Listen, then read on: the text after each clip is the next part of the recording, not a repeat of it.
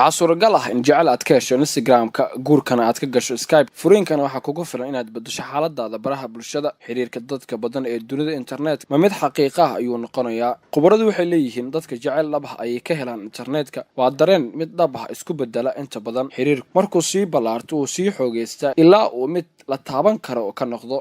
caalimka la yiraahdo Joseph Walter oo ka tirsan jaamacadda Michigan oo daraasadan kala duwan ka sameeyay xiriirka dhanka internetka ah internetku waa goob ku habboon dareenka jacaylka ee dhabta ah waxa xiisaha u yeelaya ayaa ah macluumaadka yar ee naga soo gaaraya dadka aan la sheekaysanayno marka qof kastaba sheekada ka dhiman qof kale dareenkiisa ayuu ku dhameystiraa isagoo wax wanaagsan sawiranaya arrintaasi oo dareenka jacaylka sii kobcinaysa oo qofka jawi kale oo sida naftiisa rabto gelinaysa Catalania Thomas oo ah professor isgaarsiinta ka dhigtay jaamacadda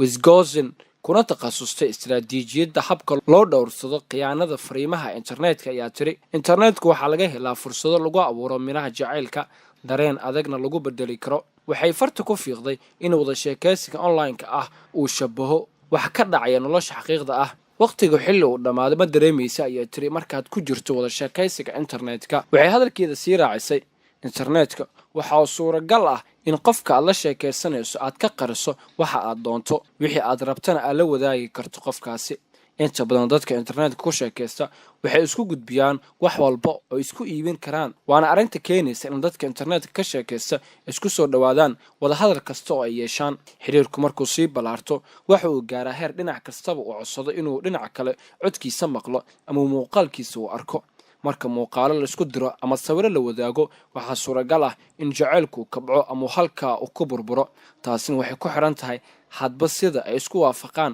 sawirka guud ee qofka haysto iyo wuxuu kala kulmo qofka ay muddada wada socdeen